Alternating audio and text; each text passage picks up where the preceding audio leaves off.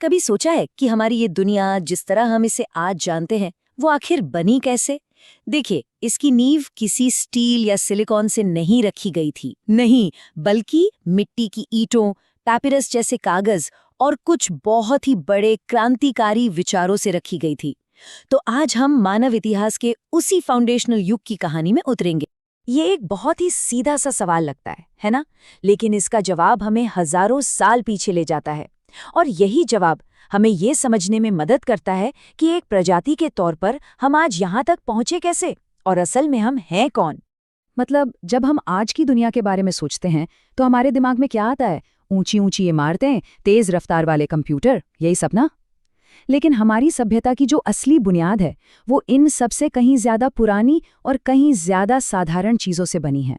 जी हाँ, ये उन किसानों, उन लेखकों, शासकों और दार्शनिकों की कहानी है जिन्होंने पहली बार हमारी दुनिया का एक तरह से नक्शा तैयार किया था, और वो भी बिना किसी मॉडर्न टेक्नोलॉजी के। तो चलिए इस 5000 साल लंबी कहानी को शुरू करते हैं। लेकिन सबसे पहले ये समझना जरूरी है कि जब हम प्राचीन इतिहास कहते हैं तो हमारा मतलब आखिर होता क्या है। यहाँ सबसे जरूरी शब्द है लेखन। लिखने की कला का आविष्कार। इसी ने सब कुछ बदल दिया। इसने हमें रिकॉर्ड रखने, कानून बनाने और अपनी कहानियों को एक पीढ़ी से दूसरी पीढ़ी तक पहुंचाने की ताकत दी। सच पूछिए तो यहीं से इतिहास का जन्म हुआ। और जरा इस नंबर के बारे में सोचिए, ये सिर्फ आबादी में बढ़ोतरी नहीं थी, ये एक तरह का जनसंख्या विस्फोट था। और इसने एक बहुत बड़ी चुनौती खड़ी कर दी। इतने सारे लोगों को एक साथ रहने और काम करने के लिए बिल्कुल नए तरीकों की जरूरत थी। तो इस चुनौती से दुनिया कैसे निपटी? कमाल की बात तो ये है कि दुनिया भर की शुरुआती सभ्यताओं ने एक दूसरे से अनजान होते हुए भी एक जैसी समस्याओं के लिए लगभग एक जैसे ही समाधान खोजे। खेती से लेकर शासन तक, ये इंसानियत की साझा बुद्धि का सबूत है। इस टाइमलाइन पर हर एक खोज, चाहे वो कितनी भी छोटी क्यों न लगे, इंसानियत के लिए एक बहुत बड़ी छलांग की तरह थी। इन्हीं आविष्कारों ने हमें खाना उगाने, बस्तियां बसाने और अपने आसपास की दुनिया को अपनी जरूरत के हिसाब से ढालने की शक्ति दी। ये देखना वाकई में हैरत अंगेज है कि कैसे हजारों किलोमीटर दूर बसी संस्कृतियों ने एक दूसरे से बिना किसी संपर्क के समाज को चलाने के लिए मिलते जुलते सिस्टम्स विकसित किए। ये हमें इंसान के स्वभाव और उसकी बुनियादी जरूरतों के बारे में कुछ बहुत गहरा बताता है। तो ठीक है, हमारे पास अब सभ्यता की रेसिपी के मुख्य तत्व आ चुके थे। अब सवाल ये था कि इन छोटी छोटी बस्तियों ने कैसे विशाल और ताकतवर साम्राज्यों का रूप लिया जो लाखों लोगों पर हुकूमत करते थे।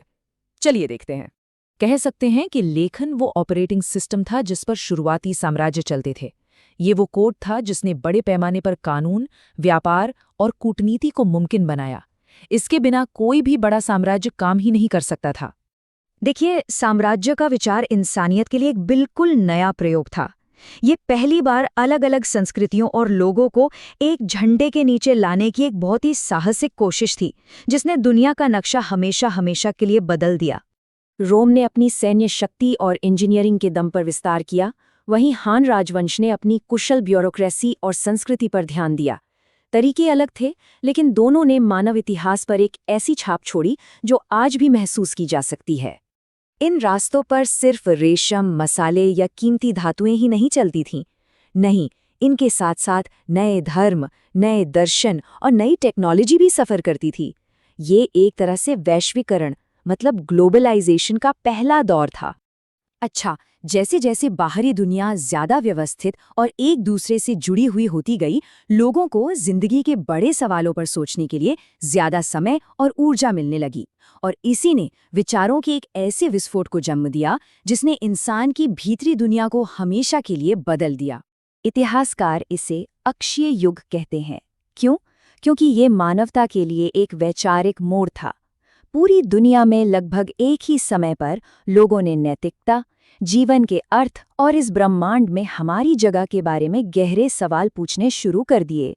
इसी सोच ने उन महान धर्मों, दर्शनों और नैतिक व्यवस्थाओं को जन्म दिया जो आज भी अरबों लोगों की जिंदगी का मार्गदर्शन करते हैं। ये वो पल था जब मानवता ने अपने लिए एक नैतिक कंपास बनाना शुरू किया था। तो हजारों साल पुरानी ये बातें आज क्यों मायने रखती हैं? क्योंकि ये असल में गुजरे हुए कल की बात है ही नहीं, ये हमारे चारों ओर है, उस भाषा में जिसे हम बोलते हैं, उन कानूनों में जिनका हम पालन करते हैं। फुनीशिया के व्यापारी कोई योद्धा नहीं थे। उन्होंने तो बस अपने व्यापार को आसान बनाने के लिए अक्षरों की एक सरल लेकिन शानदार प्रणाली का आविष्कार किया। और आज लगभग 3000 साल बाद हम हर दिन उनके उसी आविष्कार का इस्तेमाल कर रहे हैं।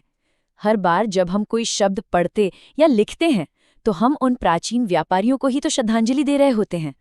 मेसोपोटामिया के राजाओं ने जो कानून बनाए वे सिर्फ नियमों की एक लिस्ट नहीं थे, नहीं, वे न्याय और व्यवस्था की एक बिल्कुल नई अवधारणा थे। उनकी नींव इस क्रांतिकारी विचार पर रखी गई थी कि हर कोई, राजा से लेकर किसान तक, कानून के दायरे में है, और यही विचार आज हमारी न्याय प्रणालियों का आधार है। एथेंस शहर में इतिहास में पहली बार आम लोगों ने खुद पर शासन करने का अधिकार मांगा। ये उस समय एक बहुत ही खतरनाक और क्रांतिकारी विचार माना जाता था, और ये आज भी हमारी राजनीति को आकार दे रहा है। प्राचीन दुनिया ने हमें एक अविश्वसनीय विरासत दी है। अब सवाल ये है कि हम आने वाली पीढ़ियों के लिए क्या छोड़कर जाएंगे। ये एक ऐसा सवाल है जिसका जवाब हम सबको मिलकर लिखना होगा।